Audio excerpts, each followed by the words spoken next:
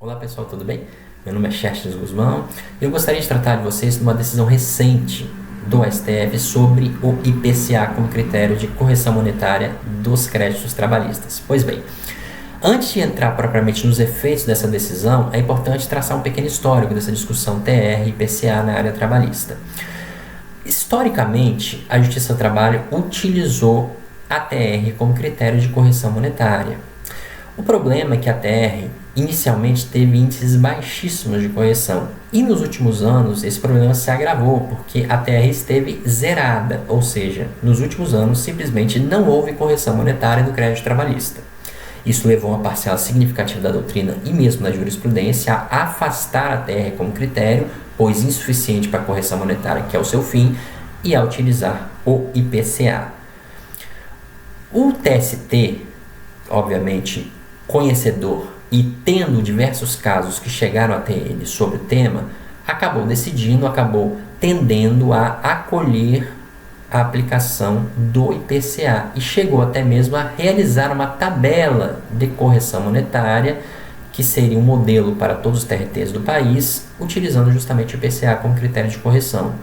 Logo após essa decisão do TST, o STF foi demandado e, por decisão, houve a suspensão da aplicação dessa tabela de correção monetária, portanto, voltando-se a aplicar a TR na área trabalhista. Mas essa decisão ela foi pontual, ou seja, foi específica com relação àquela tabela que o TST tinha criado para correção monetária e que serviria de modelo para todos os TRTs do país.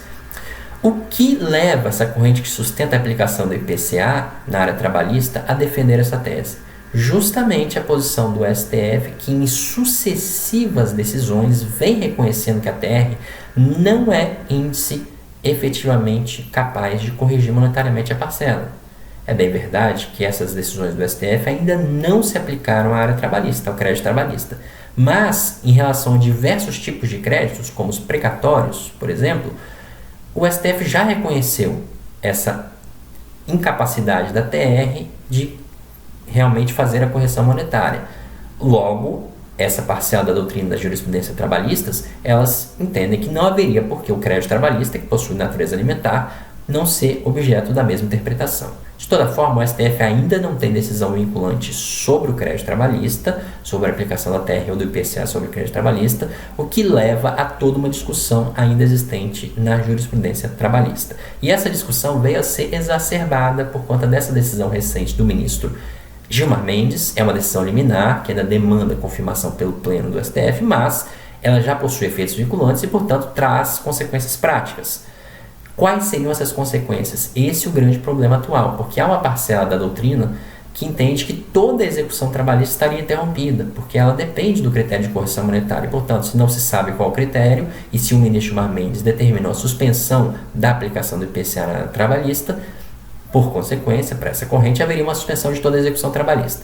Outra corrente mais moderada entende que não haveria uma suspensão de toda a execução, que poderia prosseguir com base na TR e eventual reconhecimento do IPCA no futuro pelo próprio STF levaria à execução da diferença de índices entre o IPCA e a TR. De toda forma, o que é seguro se dizer hoje é que não se afigura como razoável a interpretação de paralisação completa da execução trabalhista, porque isso simplesmente criaria um tumulto processual que, inclusive, seria contrário a um princípio constitucional da duração razoável do processo. Então, o que parece mais razoável como interpretação dessa decisão do ministro Gilmar Mendes é de se considerar que, se o processo já estiver em fase de execução, que prossiga utilizando a TR e eventual reconhecimento do IPCA no futuro ensejará o direito às diferenças, mas a execução prossegue utilizando a TR como critério.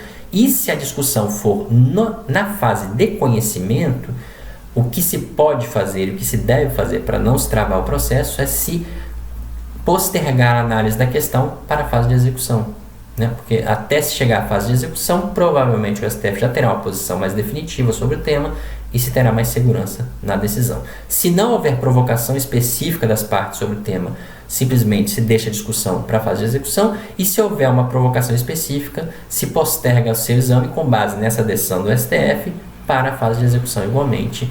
Não haverá decisão citra petita, porque a questão está suspensa pelo STF, a discussão, então se entende que o critério de correção não impacta na fase de conhecimento e, portanto, a sua discussão seria deixada para a fase de execução. Essa me parece ser a posição mais consentânea com o princípio da duração razoável do processo e com a razoabilidade que deve nortear os processos no Brasil. Um grande abraço a todos.